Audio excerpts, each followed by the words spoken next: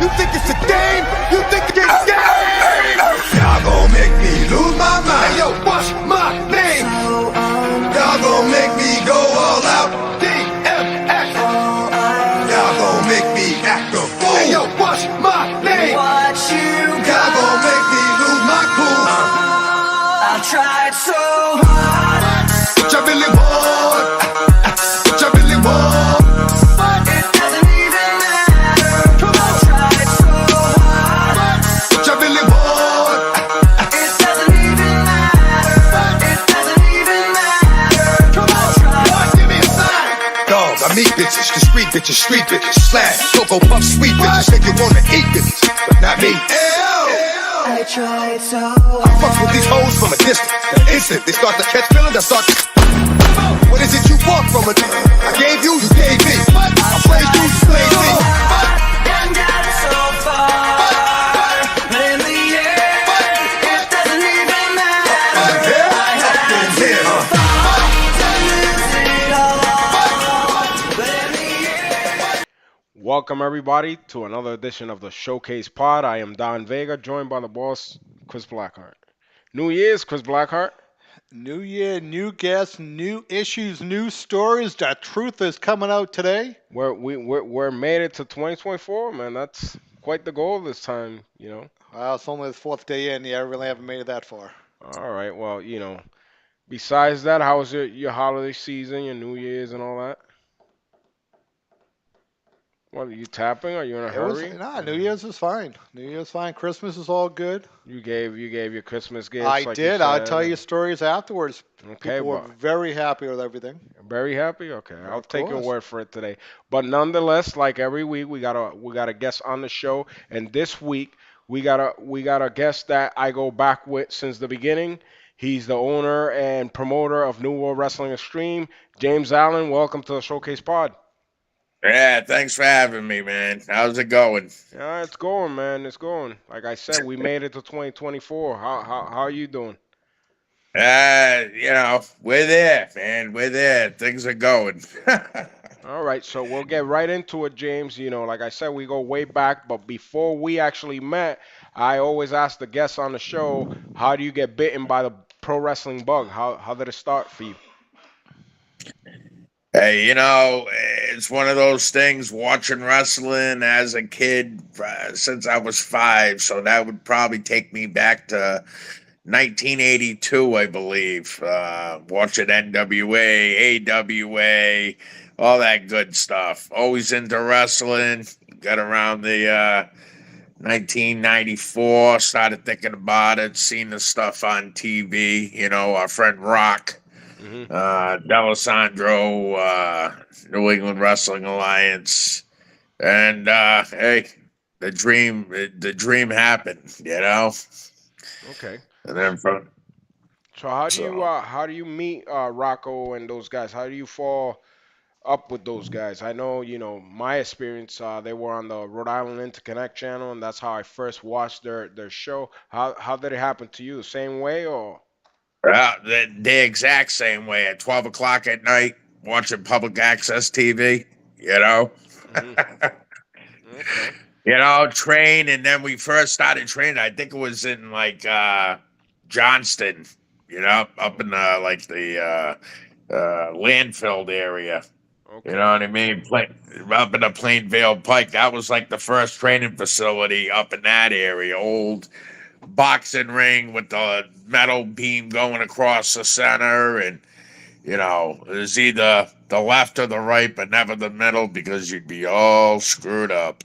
All right. Do you remember some of the guys that were there when you first started? Guys that were already there? Yeah, like Draven, Thrash, Studley Steve Stallion when he got there, Dragonfly, I mean, friggin' Stud Muffin or whatever it was, Steamroller, and I can keep going, Orca, friggin' Gino Giovanni. Yeah. Okay. Yeah. How do you first meet Rocco? Like you watched him on the Interconnect channel. You remember how you first met Rocco and how that went about? Yeah, well, I met him showing up to his office in Silver Lake. Back in the day, I would think that you went to the same office I did, Yep. and that's when we were doing. I think it was a thing called over the top, Yeah, over yeah, the top rope or something. it was off the ropes.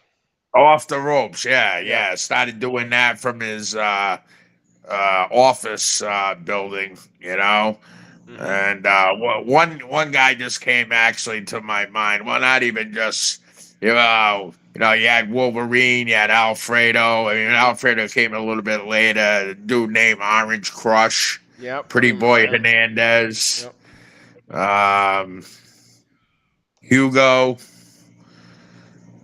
We got Jose Perez. some feedback. Ugh. Danny, we got some feedback in the background. You want to put the volume down on that? I'm sorry, Jimmy.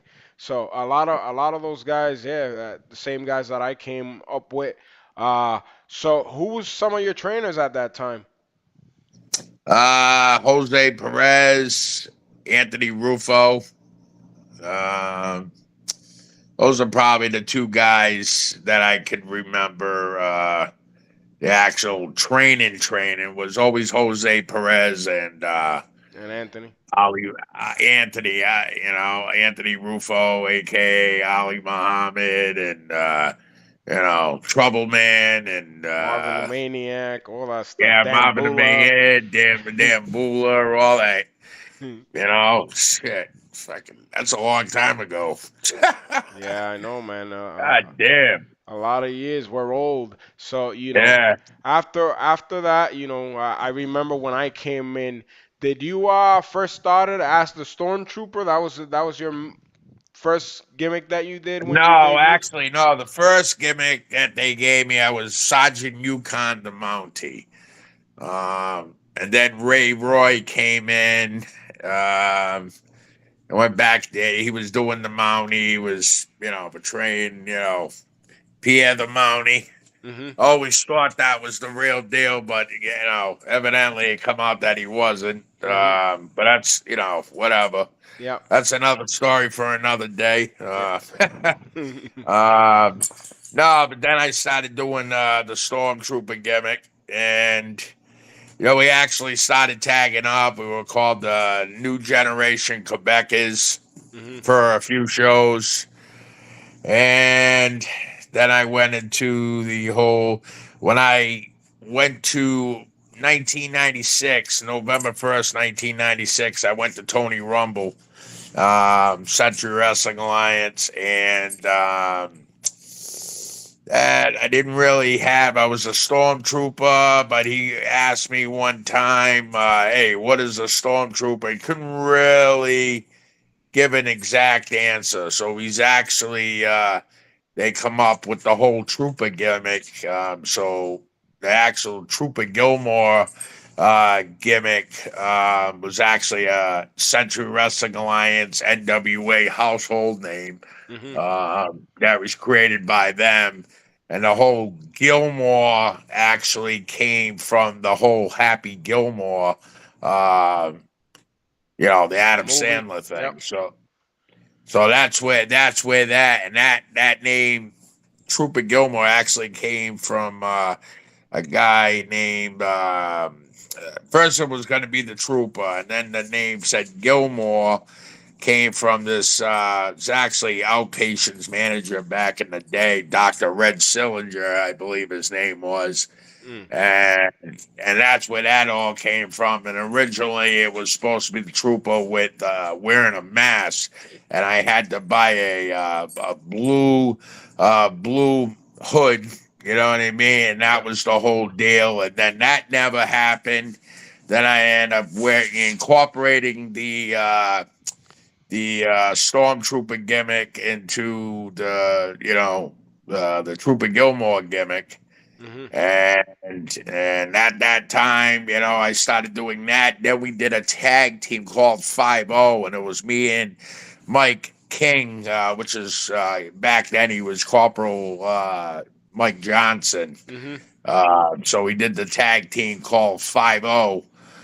for a little bit of time, and then we just, things just went all day. Went from singles to tagging up, and it was a whole mix of things, and then doing the Trooper Gilmore gimmick with the outpatient, and we were called criminally insane. So I mean, it was a mix of things. So before, I know you had your run there with Tony, and it's similar to my story when I first met Tony. He wanted an actual name because back then I was just the Punisher, and he's the one that gave me the Don Vega thing, like I said in the Hall of Fame when we got inducted earlier this Right, last year. right. Uh, but yeah, going back still to the NEWA, I know towards the end, a lot of us guys kind of got tired of working the same spots, same people. There was other groups out there, like you said, you discovered Century. That you had a falling out, or it was just time to go when you left NEWA? I never had a falling out with those guys. Well, it was always, everything was always fine. I think it just kind of went a different way. You know what I mean? Trying to expand out there, get more experience and stuff like that. And the whole way I got actually to the Century Wrestling Alliance was actually because of Tiny the Terrible and Hmm. Half Nelson when Yep. they were the Low Blow Brothers. And that whole thing, it was November 1st, 1996, at the Revere Field House. Hmm.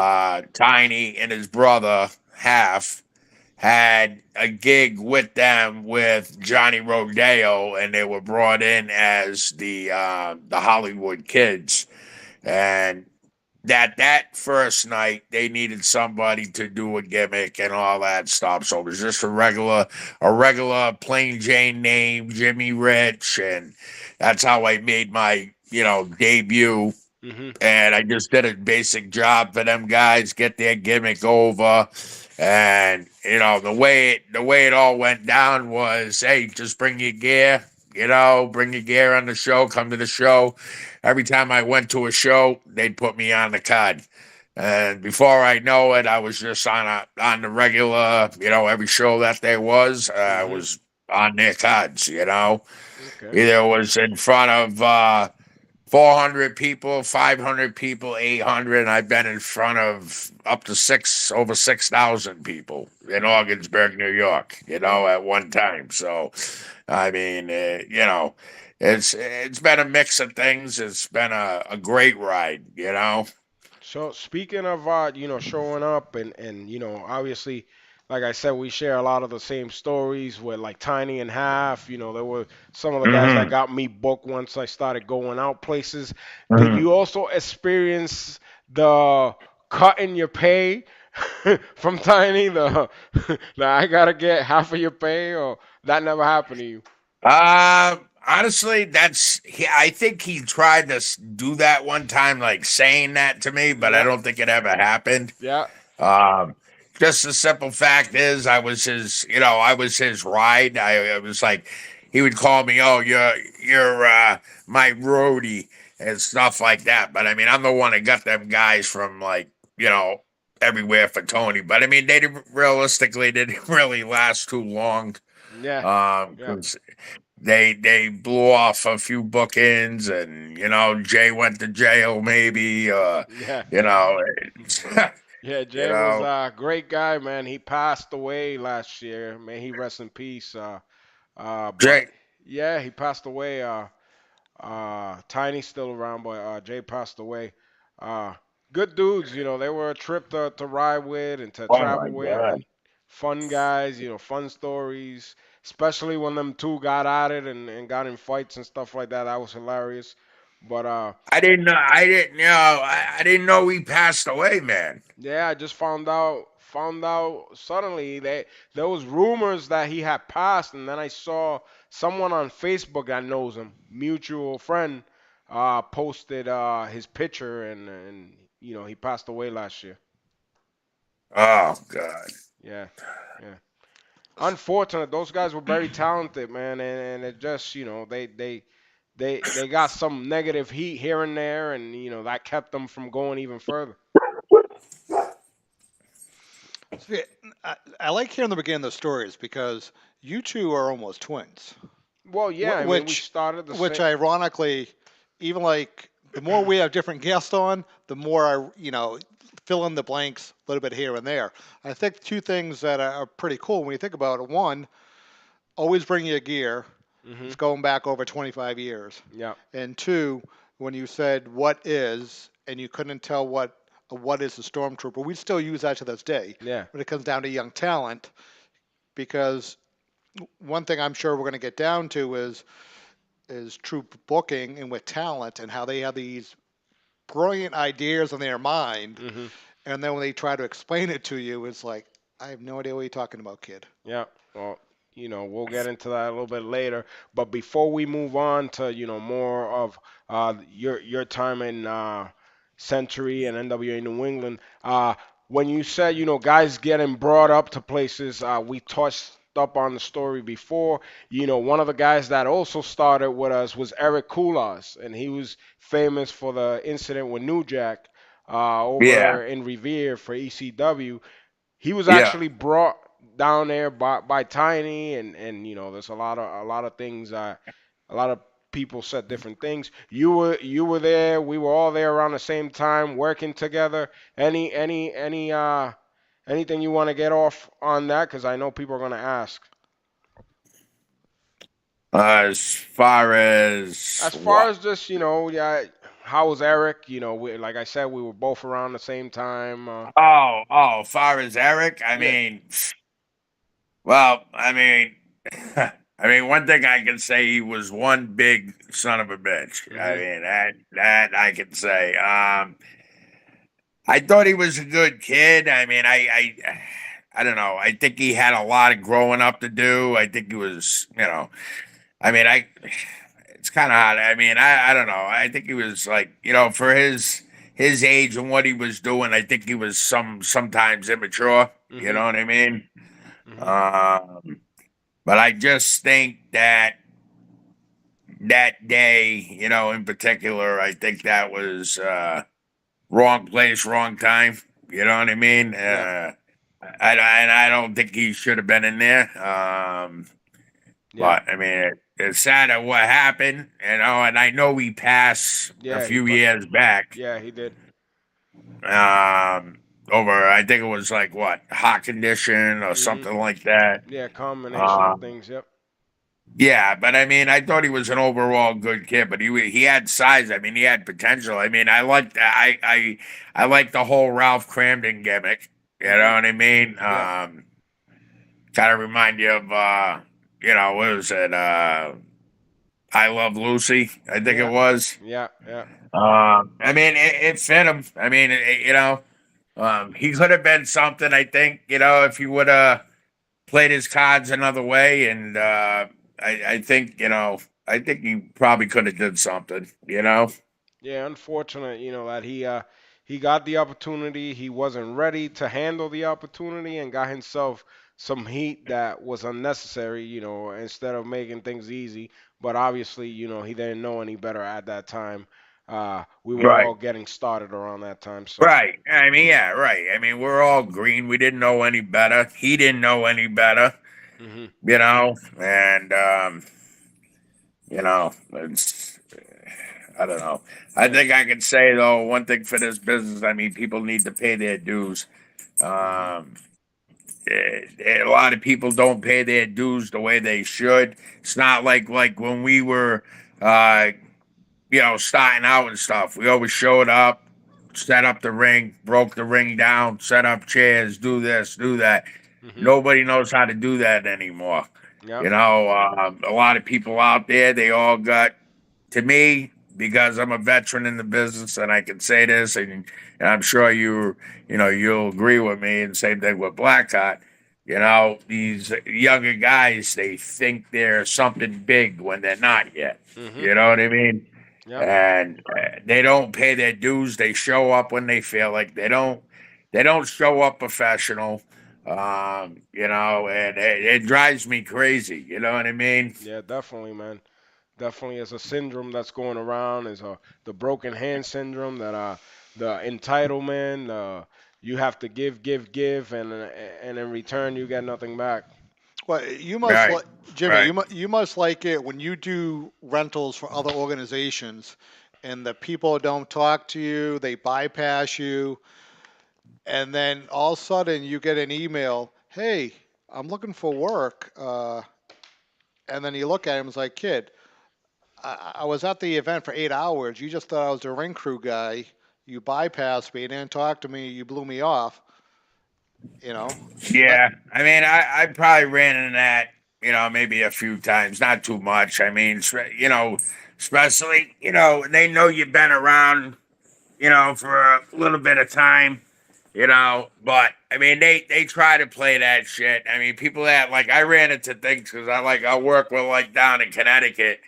And I got people like from New Jersey or New York that come in and like, they just kind of like they think you're like the ring guy or whatever. You know what I mean? Yeah, yeah, But I mean mainly out here. I mean it's a little different, but I mean it's they kind of get the idea usually after the first hour that they're there, and then they like I've had people come up. Oh, I'm sorry, I didn't know who you were. Da da da da da. They told me who you were. This and that. Nice to meet you. Blah blah blah. You get a whole different thing, and then the next time you see them, the first thing they do is when they're showing up and they see you there, they'll come over, shake your hand, this that. yeah. Uh, so. I mean, they So, usually get the idea after like the second time around, I would call it. hmm so going back to your time when you started with Century, you mentioned briefly you teamed up with Mike King. You had a tag team with Outpatient. Uh, Yeah. what was some? I know in your singles run there, you worked with a lot of different names. What were some of the people that you were working with there when you started getting your run as Trooper Gilmore? Well, well, the first name I ever worked was Abdullah the Butcher. I think that was somewhere around 1997, I believe. It was at the Sergeant Street Armory in Chelsea, Mass. Um, that was it wasn't really a match though. I actually got attacked from behind, got the chair, whacked the ref, got fucking excuse my language, shook up, stabbed up, freaking fork in the face, eyeball, this, that. And they had to throw in a contest towards my way because he attacked the ref. I mean, I got a victory over Abdullah the Butcher, by disqualification. Yeah. Uh, I mean, it's a disqualification, but it's a victory. You know Yeah. what I mean? Yeah. But I mean, that was probably one of the scariest things. I mean, that I didn't even have to do it. You know what I mean? Especially after watching him and Jose Venezuela. You know who he is. hmm Um, yeah, get all sliced and diced, and then also watch him and Tony Atlas go head up in New Britain, Connecticut. Um, I mean that dude was just like a nut, man. I just like really nice guy though. Was Um, that the first time you ever got color in a match? that was the first time the first time I ever did color, and the first time I ever, rolled it out myself. You know what I mean? Okay. Um, so, I mean, yeah, that was definitely the first time. It was a scary time. Mm. Especially, honestly, before about a year before that, we were working out in Ogdensburg, New York, up at the Golden Dome, right on the Ottawa, Canada line. And Mm. that was a show that was in front of like 6,800 people. And this guy rolls in, they're showing me in the book. They're like, Troop, you're working this guy tonight, Abdullah the Butcher. And I didn't even know who he was at the Mm. time. Wow. And this dude rolled in, suit, friggin' suit, three-piece suit, big ass cigar, a pizza, all this shit. And this dude walks in, and I'm like, oh shit, I'm dead. You know?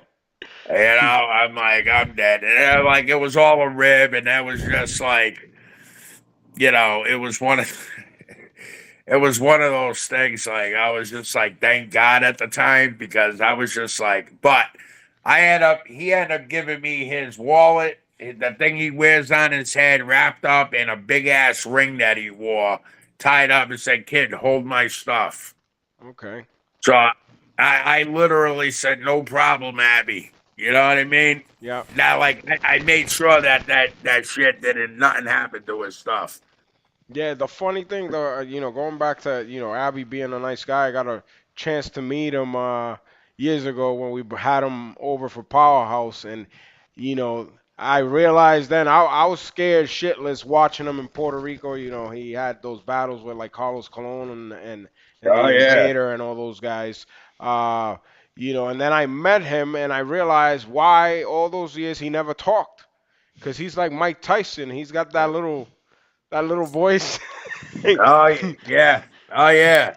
He's got a little soft voice. So I was like, oh, no Yeah. wonder Abby never spoke. Fulfill Yeah. the gimmick. Yeah. So, Yeah. He was like, "Meow, meow, meow, meow, meow." I yeah, mean, yeah. sometimes I'll watch him on his live feed and shit, Mhm. and he's always got the fork in his mouth. Yeah, yeah. I see Abby. Uh, I got him on Facebook. I see his live, and yeah, mm. definitely a unique voice for such a intimidating character there. Chris Oh Blackheart, yeah. you've been quiet. I did. I'm listening and learning. You gotta stop Don't getting. get You don't gotta. get don't get me that listening and learning bullshit. No, we haven't even gotten to the good stuff We're because. talking about the Century Wrestling Alliance. We're talking about Rumble. Well, no, because that's I met. I think I met Trooper there probably 97, 98, Mhm. and then Tony passed in 99. And then that's when you were started tagging with Outpatient, correct? After Tony passed? Uh, yeah, I think it was. Yeah, it was like 2000. So after Yeah, it was Tony like passes, Jim, you continue to work during that new stage of the NWA New England when yeah. Well, we worked that was around to about 2002. mhm. Um, so yeah, it was roughly about 0102. It was like 2 years after the fact. Yeah, and then I think it was somewhere. I think it was around 2000. Yeah, I think it was 2000, 2001. We opened up the New England WrestlePlex right up next door to you guys' place in Woonsocket. Yep. So that's your first go at promoting and opening up your own promotion. Yeah, no, well, kinda. I mean, we were still NWA New England, but Mhm. we just the school was mine and Jason Rumbles. Okay. So the promotion was So running Jason and Tony's wife, or no. Well, I mean, she was kind of involved, but but not really. I mean, the school was more me and Jason's. mhm. You know what I mean? Yep. But the promotion was still under Ellen, Tony's wife. Mhm. Um, and the way it was done like that, because to be in a membership with the NWA, um, that was kind of they had like a grandfather price, Yep. like being grandfathered in. So Mhm. that's why Ellen's name's kind of stayed under it. Okay. Um, and then just I don't know, shit just hit the fan, and then the membership started falling apart. You know what I mean, as far as the territories and stuff. Mhm. But I mean, I wasn't just working for NWA New England at the time. I was working for all the territories on the East Coast and out in Michigan, Yep. Ohio, West Virginia, stuff like that. So, Mhm. um, yeah. So So I mean, I mean, I actually got a chance to actually represent NWA New England as the tag team champions down at, I believe it was the 53rd NWA anniversary show out in St. Petersburg. okay. Uh, famous American. I think it was an armory. I think it was an armory. It was one of those famous buildings. I think it was St. Petersburg. Yeah, that's what WCW used to run in there. Yeah, that armory. Yeah, Yeah. yeah, Were yeah. It you was like tagging with Patient there at that time as a tag we were tagging up. We were criminally insane. team? Okay. I think on that run we were like the two-time NWA New England Tag Team Champions at that time. Uh, After that run is over, you said the territories kind of diminished with NWA and all that stuff yeah. went down. When do Mhm. you decide? Okay, I'm gonna change over to New World Wrestling. Uh, well, the way that started out was back in 2002. A guy you probably know who he is, Mike Brunson. Yep. Yeah, okay. So I was friends with him. He was a Trooper Gilmore fan, I guess. You know what I mean? And Mhm. the way I mean, the dude had autographed pictures that I gave him. When he used to watch me as a kid. Mhm. Um, but he introduced me to a boxing promoter named Chris Pender out of Boston. He was out of Roxbury, and introduced me to him. And I mean, the way it was actually going down is we hooked in with the wrestling, but at the same time, we also were hooked in with the boxing promotion called Pender Entertainment. Mhm. And the way that went down in 2002, we were gonna do. He was gonna run the boxing. I was gonna run the wrestling, and we were the New World Wrestling's original debut was supposed to be at the Skate Key in the Bronx Mhm. back in '02. Then that that December of '03, December 1st, we actually debuted because the guy actually ended up dying. So I took the name solely, and it was New World Wrestling at the time, Mhm. and we was actually under a sports identity um, out of East Boston. That actually, and I come up with New World Wrestling. The guy drew the logo, and where it's at is why New World Wrestling, because it's new, it's world, and it's wrestling. That was basically where that came up. Okay. Um, so but our original debut, because the way it was supposed to be 1 month, 1 month boxing, 1 month wrestling, 1 month boxing, 1 month wrestling, and we were at the Skate Key in the Bronx. Mhm. So this is where it all kind of took off, and then I ended up when the guy ended up passing away. I just took it and I just ran the ball with it, and then we debuted December 1st, 2003 in Blackstone, Yep. um, and then we were just around that area, basically.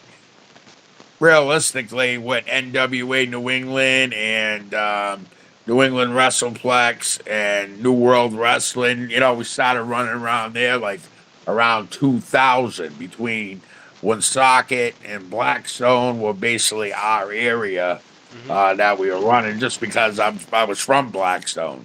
Yep. So that was just our home area. Yep. Um, yeah, no, we just started running different places, and I think one of the first schools that we actually started running was at Sandwich High School in the Cape, and then Mhm. we had Wareham High School, and then we were going to do business with Plymouth Intermediate School down there, but that never happened. I don't remember why it didn't happen, but we ran 3 shows in Sandwich, a show in Wareham, Mhm. and the problem is you get into some of these schools and they know that you're doing a cut with them or you're doing a split or whatever the hell it may be.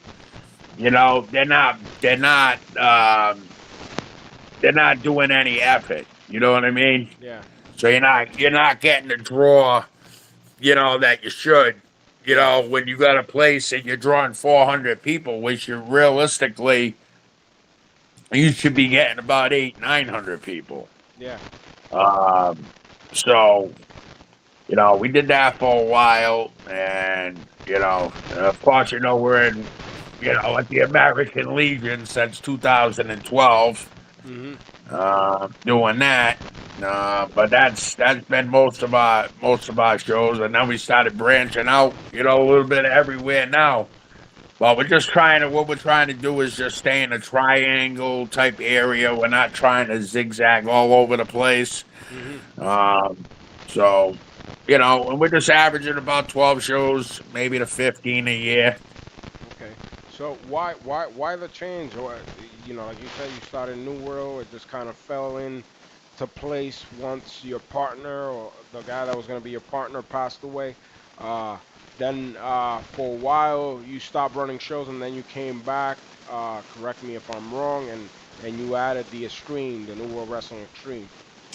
Um, yeah, we took a little break. I came back. I was going to get out of the business because it just things at time in my personal life, just changing up, running through changes between, going to, truck driving school for my regular shoot job and then doing tractor trailers and stuff as I do on a daily basis.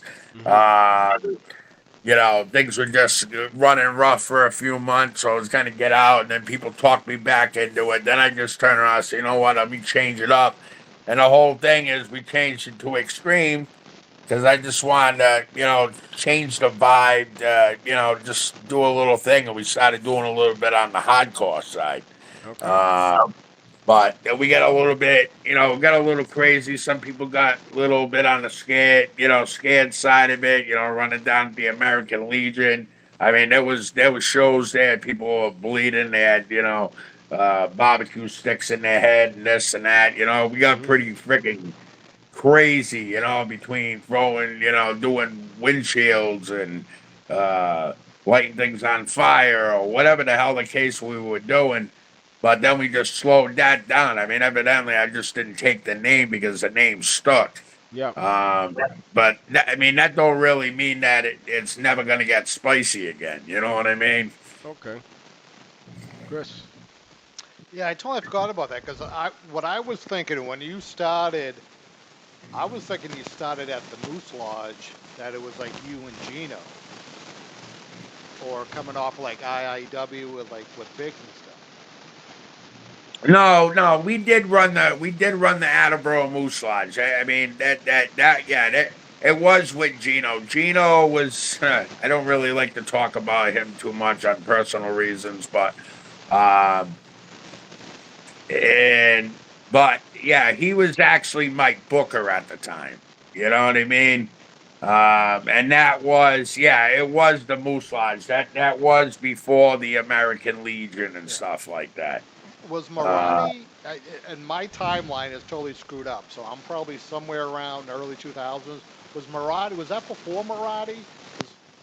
Or did you guys Yeah, it come was. after Marati? Yeah, it was. Yeah, it was before Marathi. All right. I think around that. I think around that time we were. I think it might have been somewhere around 2004 when we were at the Attleboro Moose Lodge. Around that time, 04, 05, 06 maybe. Yeah. Yeah.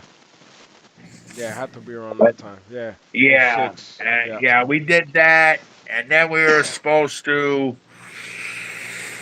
I think we did. If I'm not mistaken, I think we did the Braintree Moose. Yeah, we did. I think we did the Braintree Moose Lodge. I think maybe once or twice after Anthony stopped doing things. Yep. Uh, I think, if I remember Yeah. Nah. We correctly. did. I remember those shows.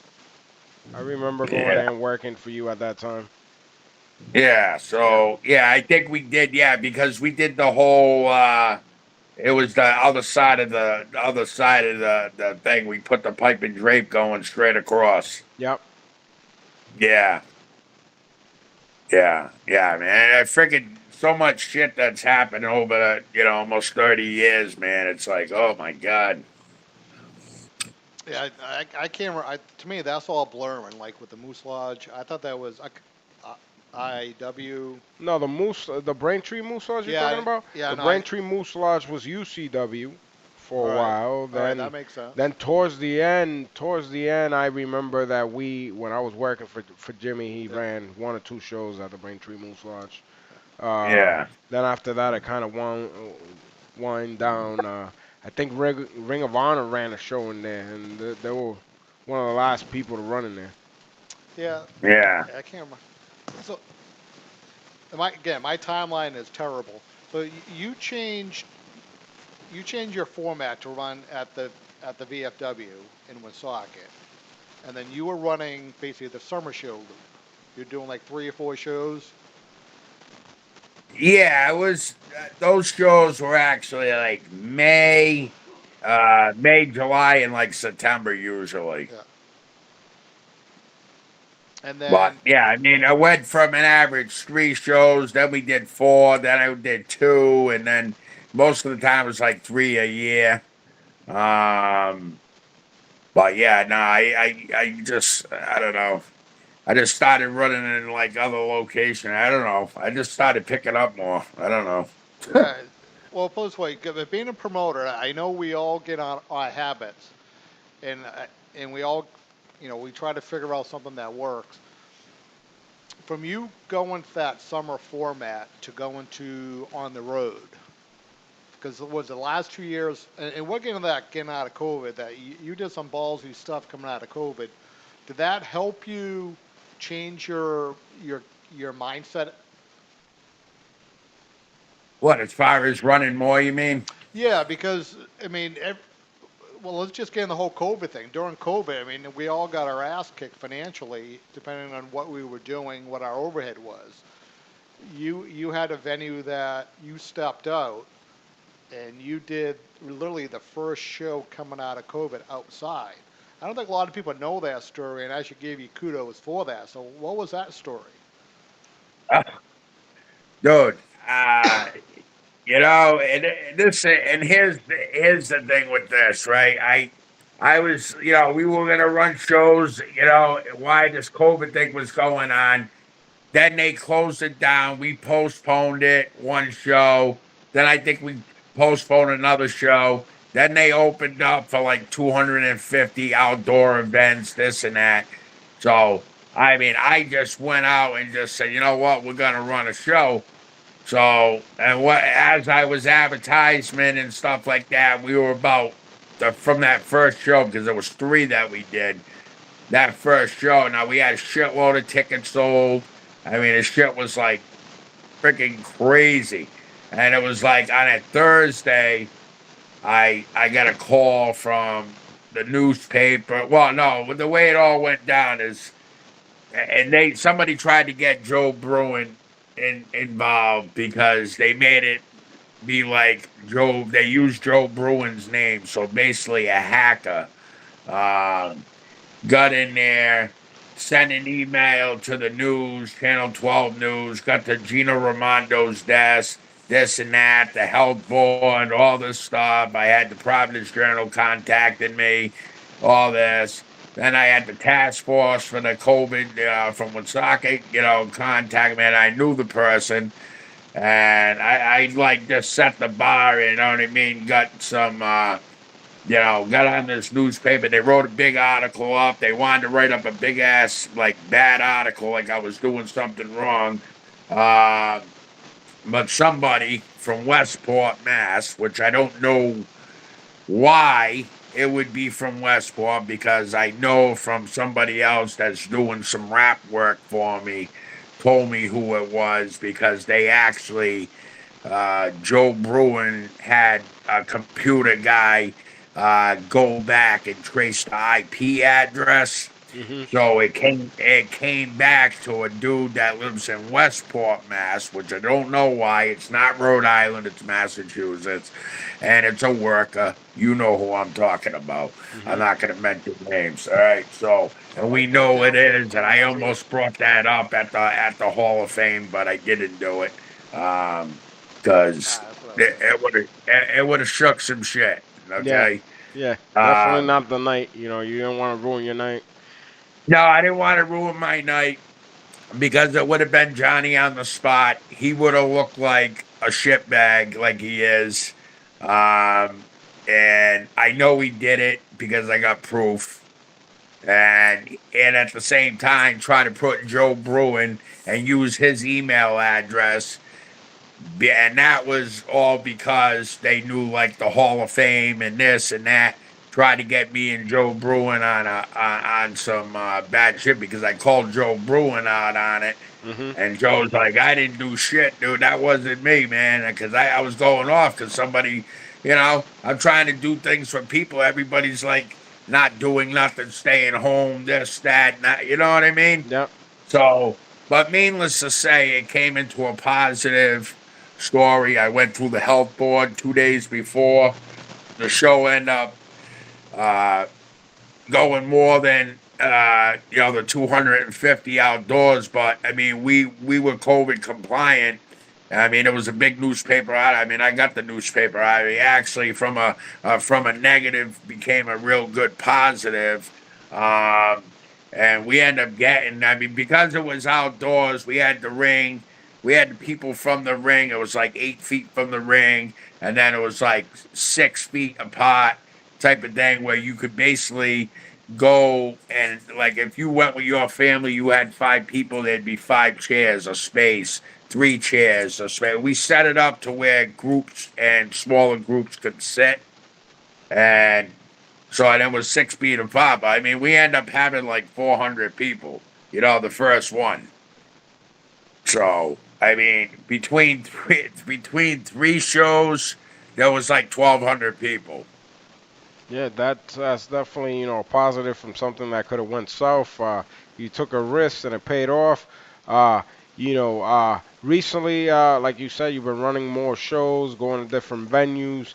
Out of this whole run, what are some of the people that you've had in recently, and it could be names, it could be indie guys that you enjoy having in your roster.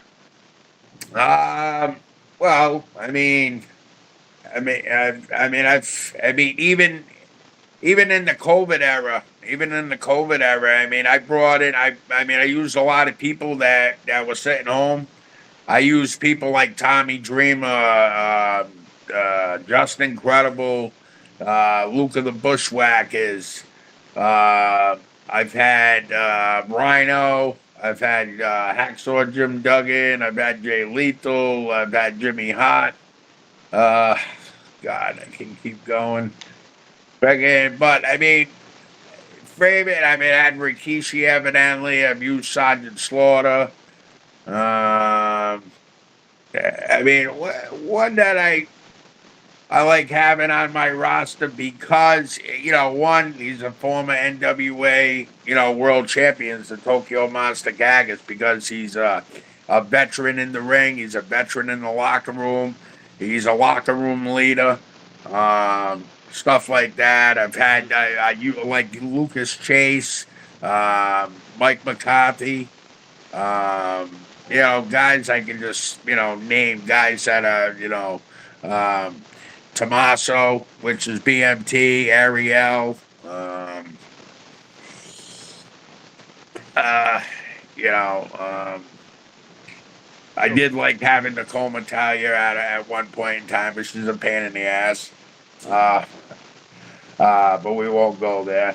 Um, but yeah, I mean, it's just I got a good I got a good locker room. I mean, I got some newer faces coming in this year and stuff like that. Keith Youngblood's another plus. Solid dude. Yeah.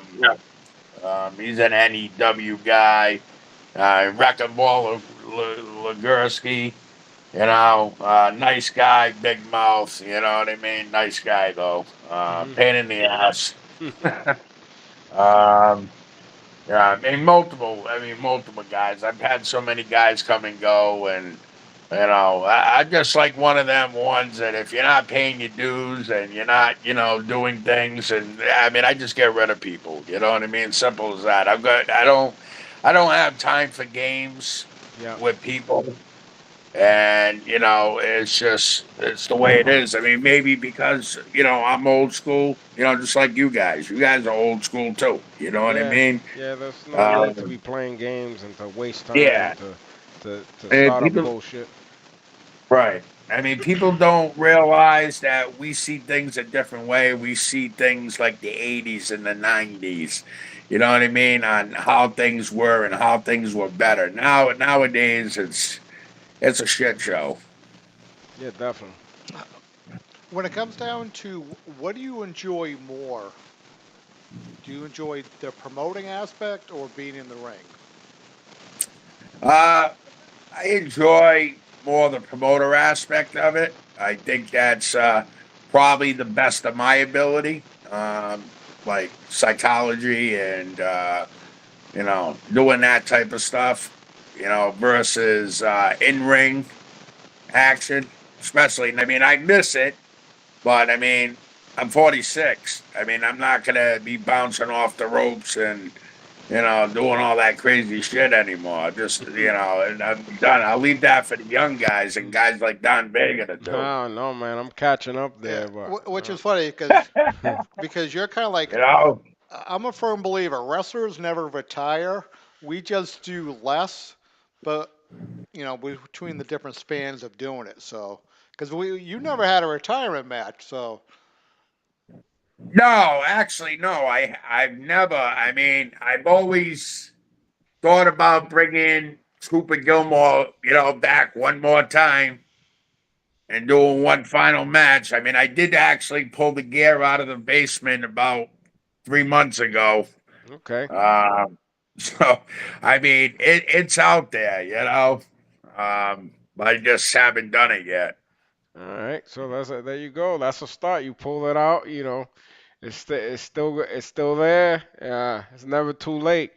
Now, No, it's never too late. If somebody wants to book it, they're gonna have to pay big money, though. definitely, never too late.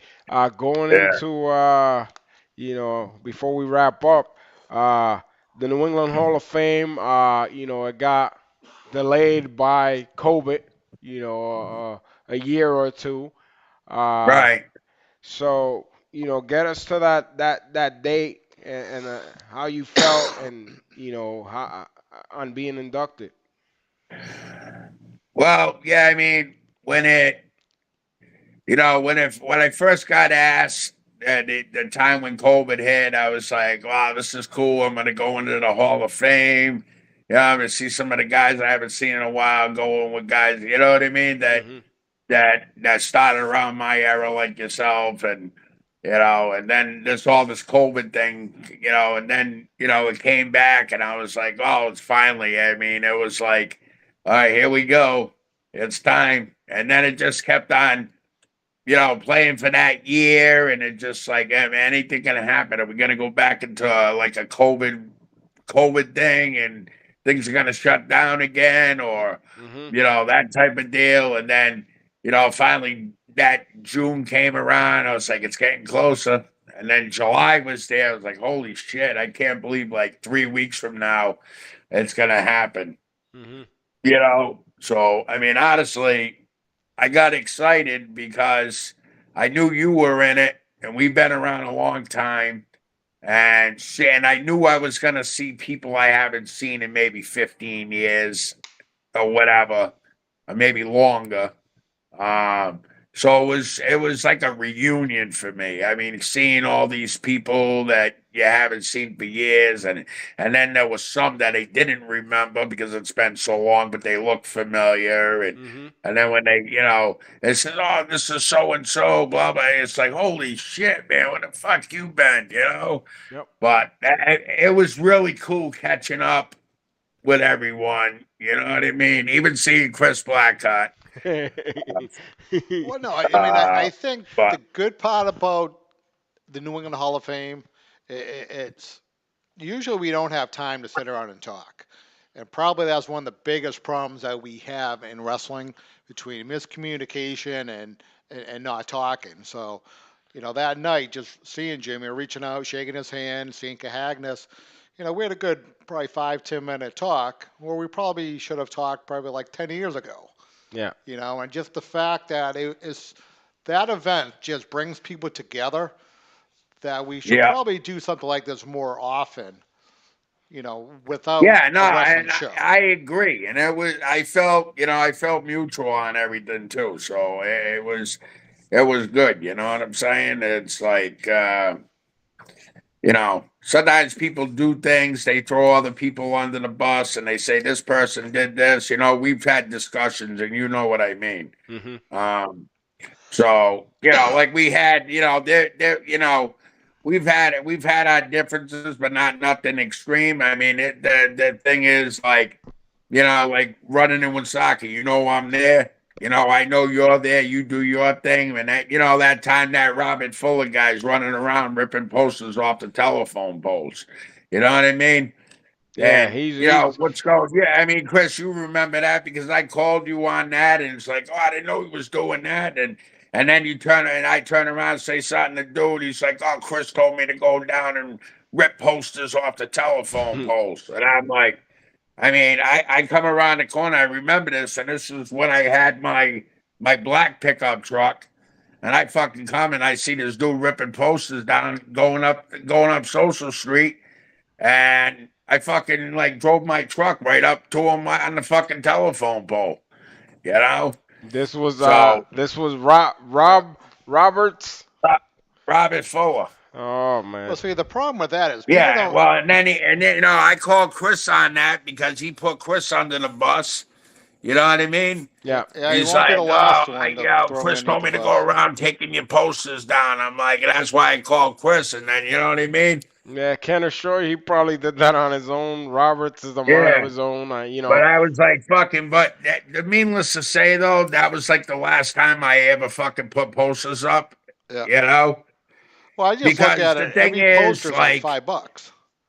So he's literally taking uh, money out of your pocket. Never mind the hard work of actually putting them out there. yeah, you're running around doing all that shit. So I'm saying to myself, it's like, I don't fuck with nobody's shit.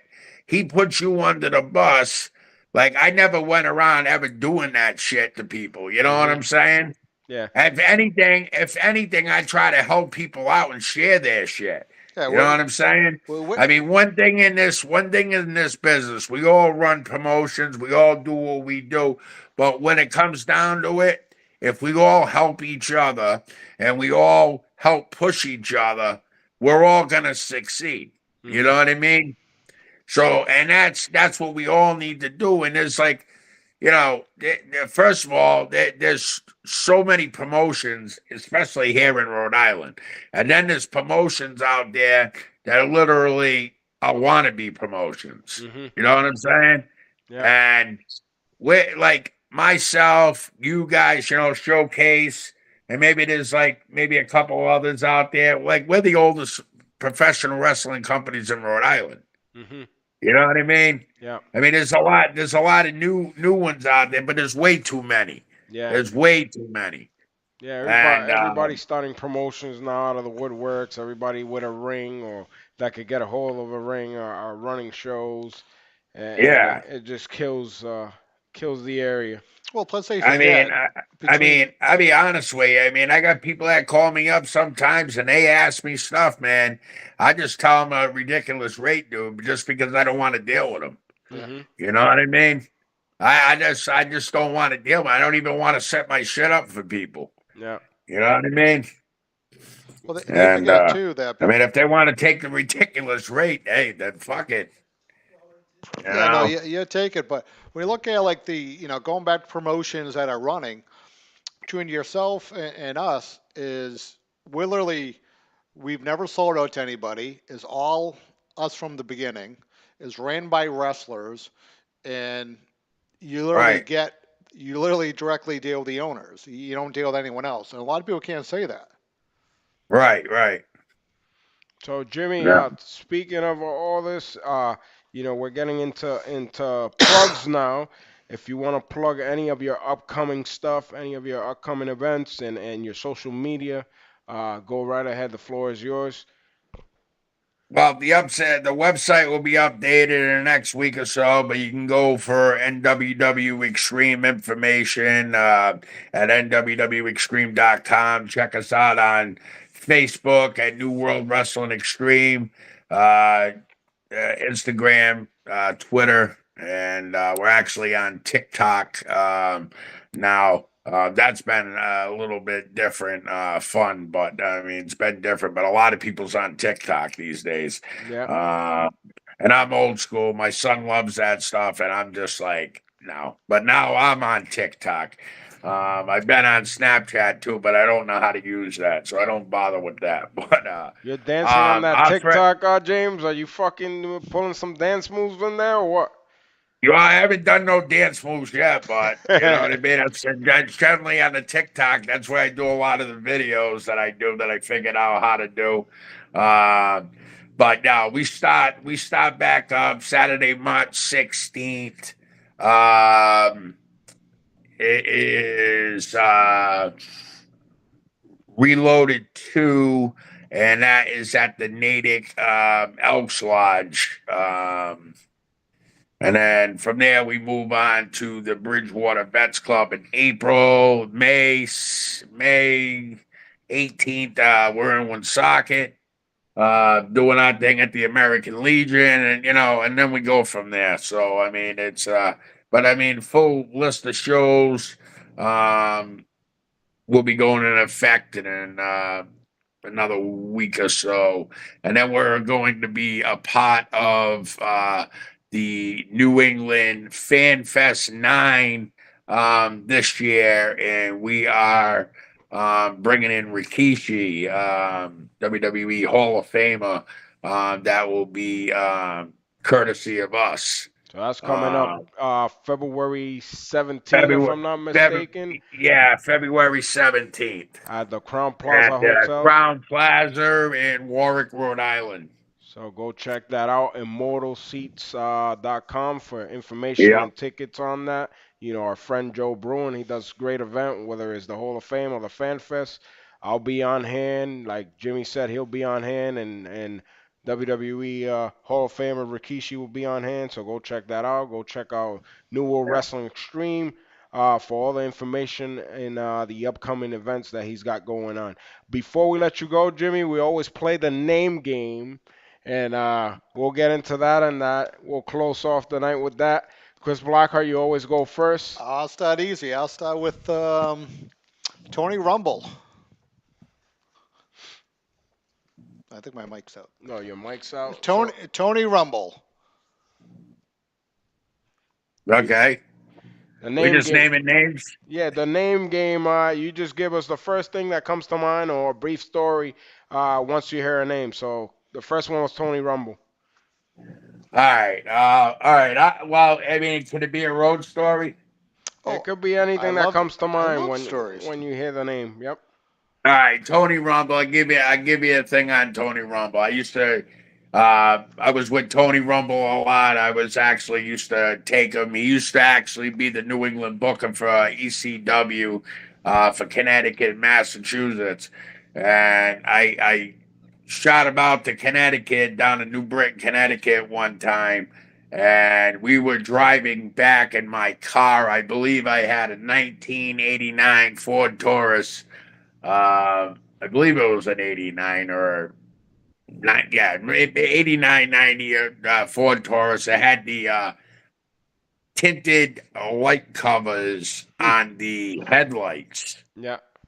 Um, and we are on Route 84 in Connecticut, and we're coming back, and he's like, "Can you see can you see with your lights on?"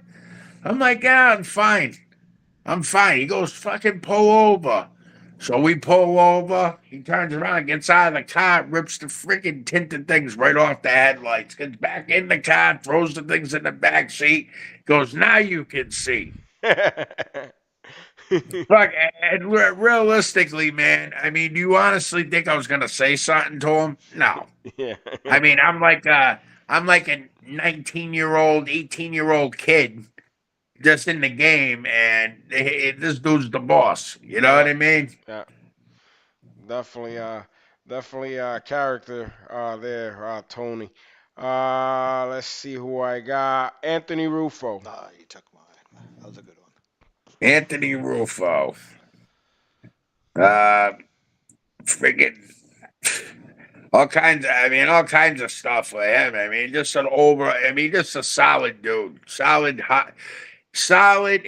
Probably one of the best hearted dudes I've known in the business. He would get the shirt off and back to anybody. Okay. That dude was just a solid dude, man, solid. Yep, definitely. Anthony, greatly missed. I've never had any like crazy things with him. He's just been the nice guy, Anthony Rufo. Good worker, good psychology mind in the business. Just a solid dude. Give you your shirt off his back. You know what I mean? The heart as big as gold. You know. Hmm. Chris, what do you got? I'm going with Jason Rumble. Jason Or Rum. Jason Rage. Jason Rage. Uh, yeah, nah, he's I mean, do you want a PG or do you No, you can do want what we do shit here however you want, man. You can say whatever you want. Uncensored. oh shit. Yeah, well there's a lot of that, but nah, I mean friggin' solid dude, just you know I'll tell you one story, and I do know of this story. I didn't really see it, but Yeah. this dude was like a freaky dude, as I understand it. Oh Okay, man, I know that I know where he's going with this one. and this dude was in Canada, Mhm. and he used to like freaky shit, man. And I guess he was wearing a Doink the Clown mask hood, Mhm. and he was getting it on with a one-legged prostitute.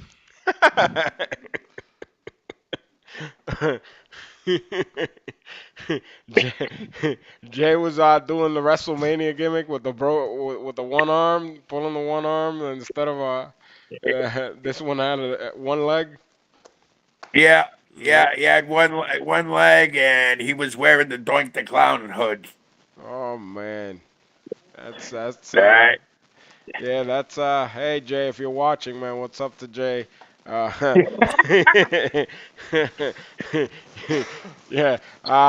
Hey, well, if hey, you know what? I could drop a good name because he's my boy, and I've been friends with him, and you guys know him, and I could tell a story with Yeah, this fucking go dude. ahead, man. Tell us a story.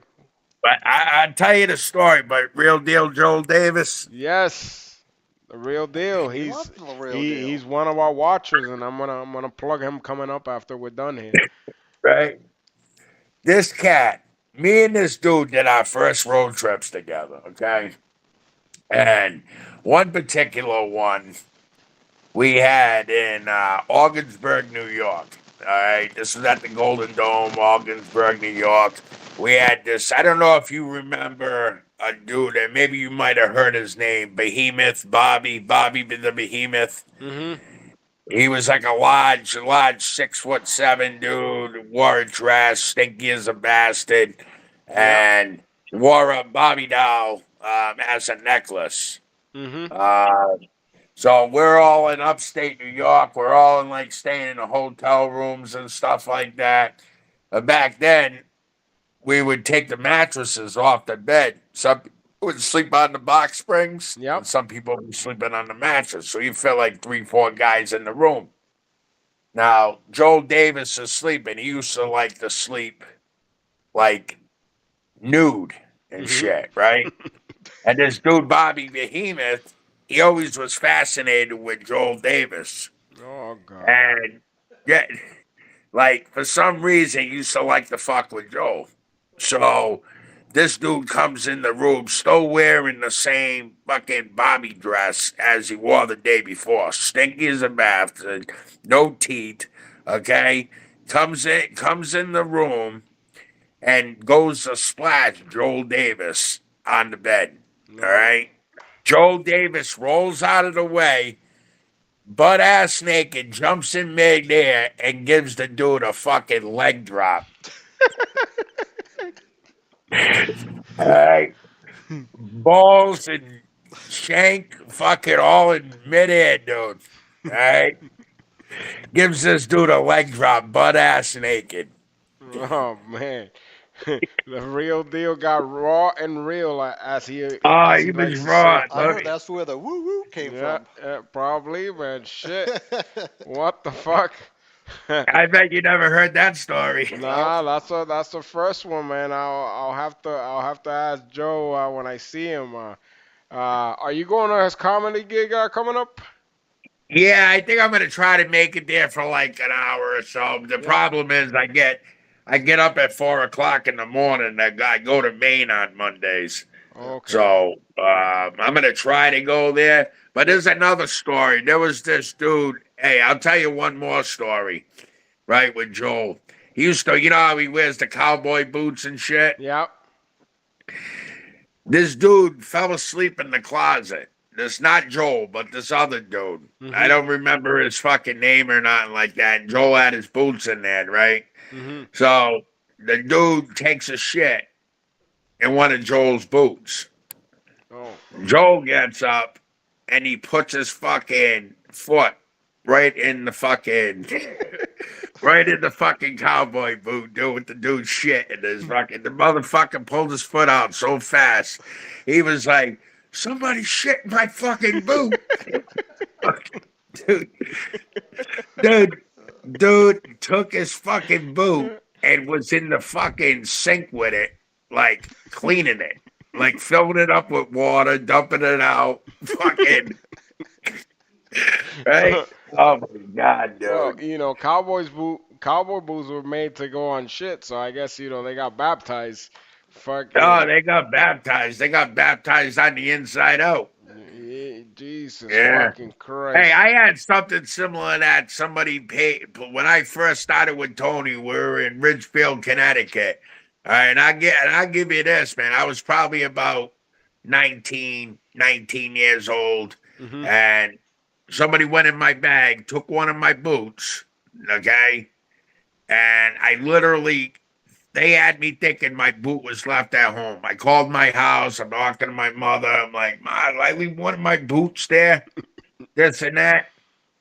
I fucking end up finding my boot in a locker. I put my foot in there.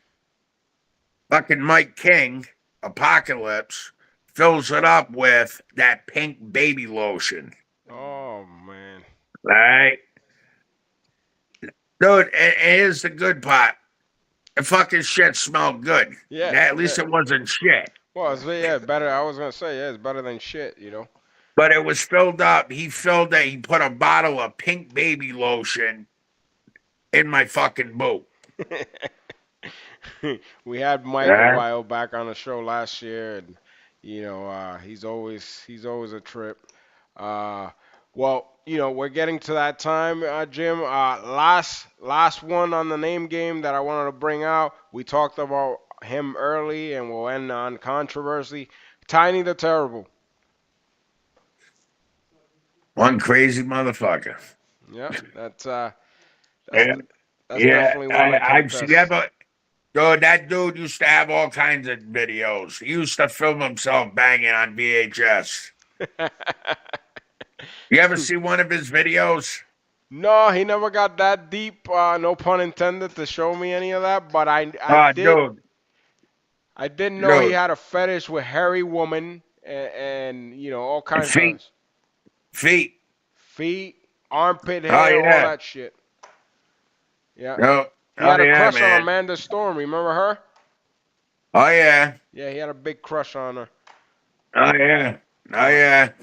But Yeah, I've had him in like with people I knew and stuff like that. He'd be like, "Hey, listen, baby, I just want to suck on your toes. Fucking take the girl's sock right off her feet and just start eating her feet, dude. Oh, Jesus, fuck. You know." And he Ah, would have that raggedy muffin dog with him all the time. Jesus, fuck. Remember the raggedy muffin dog? His dog, right? The little. Yeah, that white dog. It looked like it never took a bath. Yep. Yep, I remember that one. Yep. Yep. Yeah, yeah. I mean, overall, solid dude, but he was just he was at another planet. That dude. Yeah, he was definitely out there, but Dougie, if you watch it, I always say this, I do not owe you money for that Puerto Rican festival show, and we love you. Jimmy, it's been real, man. It's been a pleasure. Thanks for coming on, bro. Likewise, It's man. good catching up. We'll Yeah, have to do it again sometime and just shoot some stories. yeah. Uh, Maybe I'll see you. Maybe I'll see you guys on Sunday night for a little while. yeah, all right, Could man. be good. All right, there you go. There you have it. James Allen, thanks for being on the Showcase Pod, man. Take care. We'll talk to you soon.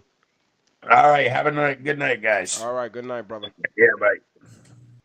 Oh, there you go. New World Wrestling Extreme owner and promoter James Allen. Go check out newworldwrestlingextreme.com for all those dates and information on that. Getting into quick plugs before we get out of here. We're back at the Showcase Pro Wrestling Training Center and Arena this Saturday night, January 6th, for the big camp, fantasy camp, from 3 to 6 p.m. That's perfect. You're excited. Your mic's not working, so I'll take care of it. Followed by a show, 7:07 p.m. bell time. The following week, we're on the road to Martroversy 17 as we go to the Taunton BFW Hall Friday night, 7:47 p.m. bell time. The next night, we're in Franklin, Massachusetts on January 13th. Saturday night, 7:07 p.m. bell time. Main event, Teddy Goods taking on MLW star Ichiban.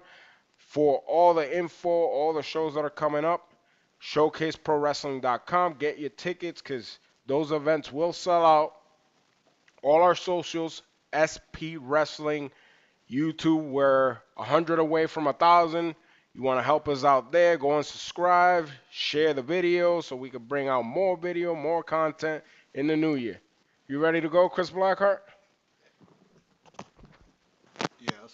Okay, so with that Oh, being, now my mic's good. Oh, thanks for cutting it All off. 'cause right. He talks so much. I want to. You're killing me, kid. He All talks right. so With that much. being said, Don Vega, thank you for cutting my mic again, or Well, just working I it. don't know. I don't know what you're talking Yeah. about. But with Dougie, he owes you money with that smirk. He owes you the money, I Dougie. don't owe him Go and shit. find him. I don't owe him shit. But with that being said, we will see you this Saturday night in Woonsocket. For Don Vega, the boss Chris Blackheart, this has been the Showcase Pod. We'll catch you down the road.